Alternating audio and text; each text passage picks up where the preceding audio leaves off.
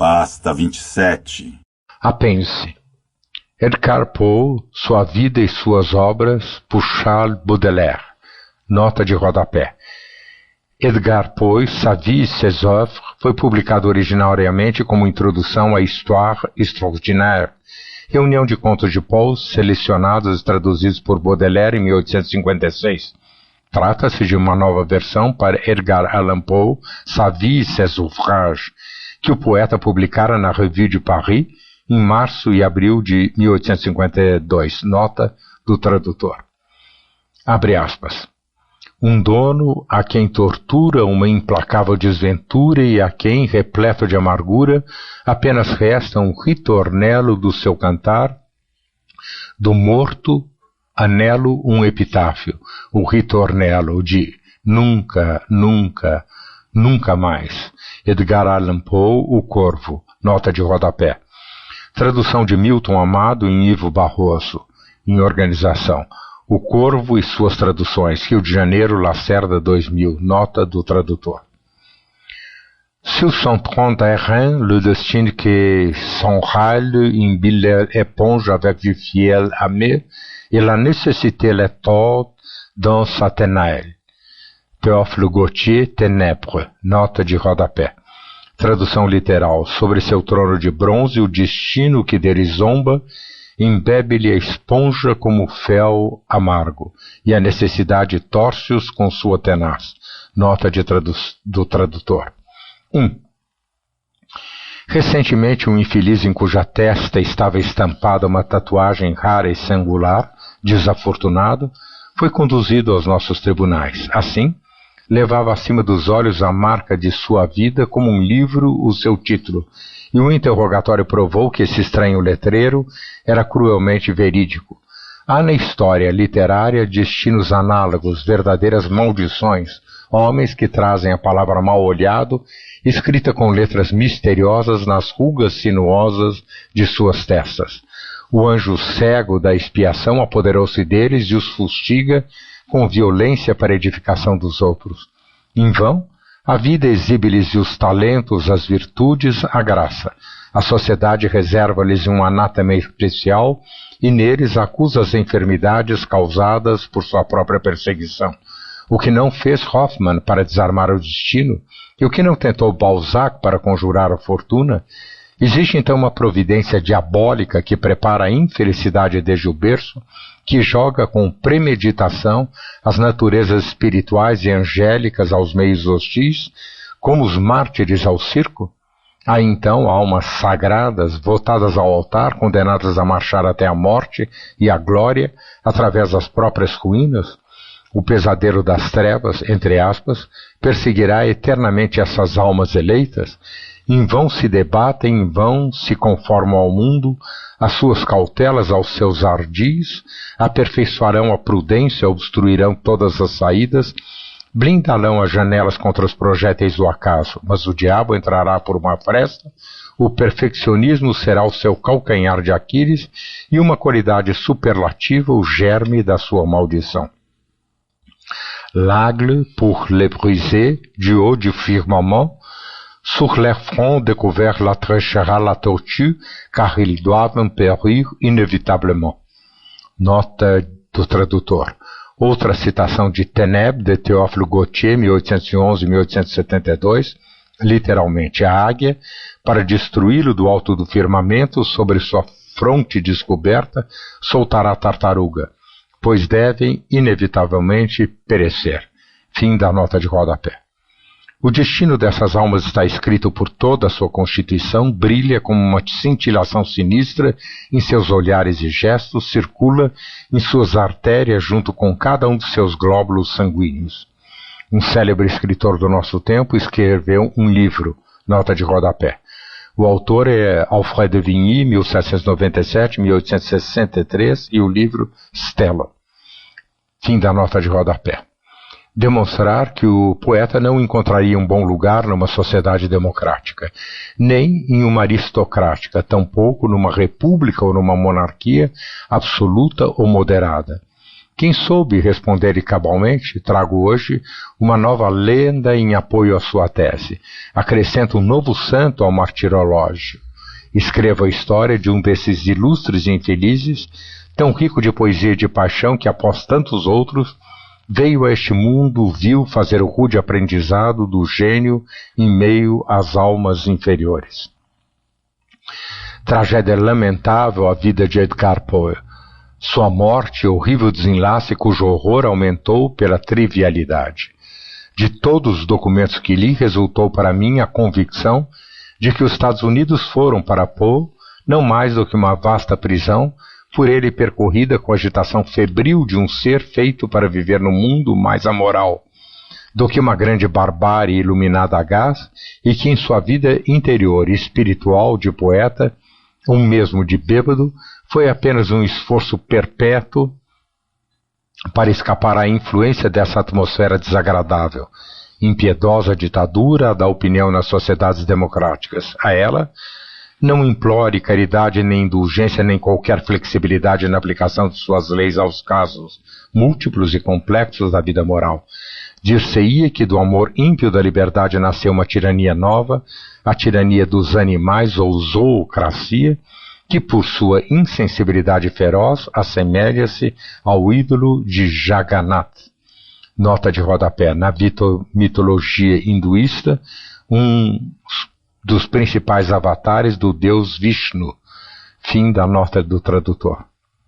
Um biógrafo nos dirá gravemente, é bem intencionado, bom homem, que Poe, se quisesse normalizar seu gênio e aplicar suas faculdades criativas de uma maneira mais apropriada ao solo americano, poderia ter se tornado um autor de dinheiro, a money-making author, um outro.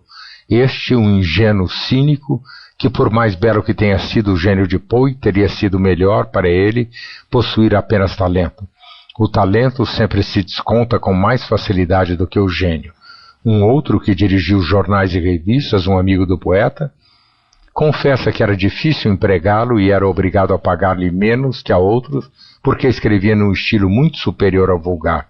Que cheiro de comércio, como dizia Joseph de Maistre.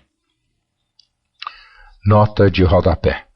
Em Soirée de São Petersburgo, a propósito do filósofo inglês John Locke, nota do tradutor.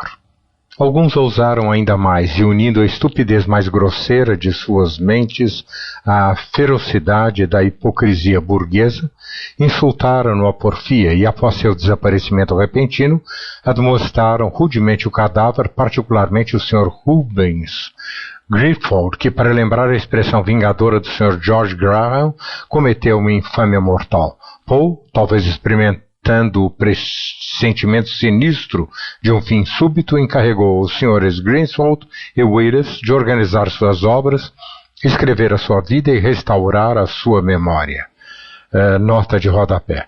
Rufus Wilmore Griswold, 1815-1857, ministro batista e editor da Graham's Magazine, indicado por Poe como testamenteiro literário a despeito da rivalidade existente entre eles.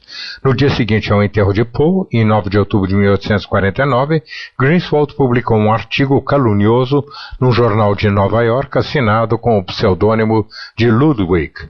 No ano seguinte, retoma a carga na memória, publicada como introdução a um dos volumes das obras de Poe. Nathaniel Parker Willis, 1806-1867, jornalista, escreveu o Necrológio de Poe, seu subeditor no New York Mirror em 1844, no Home Journal, em 13 de outubro de 1849, e em 20 do mesmo mês e no mesmo periódico, publicou o artigo vindicativo A Morte de Edgar Allan Poe, no qual identifica a autoria sob o pseudônimo Ludwig. George Graham, em carta aberta a Willis, estampada na Graham's Magazine, de março de 1850, saiu em defesa de Poe e acusou Griswold de mentiroso. Nota do tradutor, fim da nota.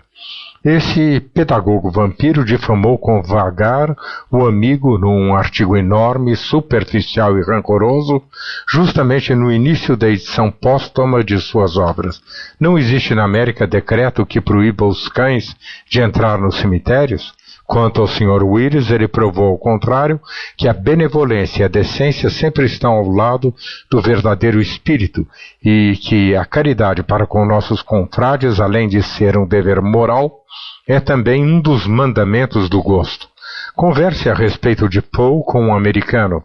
Talvez ele admita o seu gênio, talvez até se mostre orgulhoso, mas com um tom sardônico superior que emana de sua índole prática, ele lhe falará da vida desregrada do poeta, do seu hálito alcoolizado, que queimaria com a chama de uma vela, dos seus hábitos nômades. Dir-lhe-á que se tratava de um homem errático e heteróclito, um planeta fora de órbita que rodava sem parar, de Baltimore a New York, de New York a Filadélfia, de Filadélfia a Boston, de Boston a Baltimore e de Baltimore a Richmond. E se, com o coração comovido por esses prelúdios de uma história pungente, você der a entender que o indivíduo não pode ser o único culpado e de como deve ser difícil pensar e escrever comodamente num país onde há milhões de soberanos, um país sem uma capital propriamente dita e sem aristocracia, então você verá os olhos dele se esbugalharem e dardejarem a baba do patriotismo doentio escorregar por seus lábios e a América, por meio da sua boca, lançar injúrias à Europa, sua velha mãe e a filosofia de outrora. Repito que estou convencido de que Edgar Poe e a sua pátria não eram do mesmo nível. Os Estados Unidos são um país gigantesco e infantil, naturalmente ciumento do velho continente, orgulhoso do seu desenvolvimento material, anormal e quase monstruoso. Esse recém-chegado à história tem uma fé ingênua na onipotência da indústria. Está convencido, como alguns infelizes entre nós, que ela terminará por comer o diabo. O tempo e o dinheiro têm lá um valor enorme. A atividade material, inflada à proporção de uma mania nacional, deixa aos espíritos bem pouco espaço para as coisas que não são da terra. Poe, que era de boa cepa, apregoava que a grande infelicidade do seu país era não possuir uma aristocracia e uma raça, considerando, dizia, que num povo sem aristocracia, o culto do belo só pode corromper-se, diminuir e desaparecer, que acusava em seus concidadãos, até no luxo enfático e custoso destes, todos os sintomas do mau gosto característico dos novos ricos, que considerava o progresso, a grande ideia moderna, como um êxtase de papa-moscas e que chamava os aperfeiçoamentos da morada humana de cicatrizes e de amobinações retangulares. Lá, Poe era um cérebro singularmente solitário. Acreditava somente no imutável, no eterno, no self-same e gozava, privilégio cruel numa sociedade enamorada de si mesma, desse grande bom senso a modo de Maquiavel, que caminha à frente do sábio como uma coluna luminosa através do deserto da história. O que ele teria pensado, o que teria escrito o infeliz, se houvesse escutado a teóloga do sentimento suprimir o inferno por amizade ao gênero humano, o filósofo do número propor um sistema de seguridade, uma subscrição a 1 centavo por cabeça para a supressão da guerra e a abolição da pena de morte e da ortografia, essas duas loucuras correlatas, e tantas outras que escrevem, ouvidos ao vento, fantasias giratórias tão voláteis quanto o próprio elemento que as dita? Nota do tradutor. Alusão a George Sand, a teóloga do sentimento, que afirmava que o verdadeiro cristão não deve crer no inferno, e ao jornalista Émile Girardin, o filósofo do número, autor de tal subscrição. Fim da nota. Se você acrescentar essa visão impecável da verdade, em algumas circunstâncias verdadeira enfermidade, uma delicadeza de sentidos requintada, a qual uma nota falsa torturaria, uma fineza de gosto que tudo, exceto a exata proporção, revoltaria, um amor insaciável pelo belo, que adquiriu a força de uma paixão mórbida, não se surpreenderia que para um homem desses a vida tenha se tornado um inferno e que ele tenha acabado mal. Você se admiraria que ele possa ter durado tanto tempo assim. 2. A família de Poe era uma das mais respeitáveis de Baltimore. Seu avô materno serviu como quartermaster-general durante a Guerra da Independência e Lafayette o tinha em alta estima e amizade. Este, quando de sua última viagem aos Estados Unidos, quis ver a viúva do general e testemunhar-lhe a gratidão pelos serviços a ele prestados por seu marido. O bisavô casou-se com uma filha do almirante inglês McBride, nota de rodapé. O bisavô de Poe casou-se com uma irmã do almirante McBride, fim da nota, o qual era aparentado das mais nobres casas da Inglaterra. David Poe, pai de Edgar e filho do general, apaixonou-se violentamente por uma atriz inglesa, Elizabeth Arnold, célebre pela beleza. Fugiu com ela e esposou-a. Para unir mais intimamente o seu destino ao dela, tornou-se ator e apresentou-se com sua mulher em diferentes teatros nas principais cidades da União.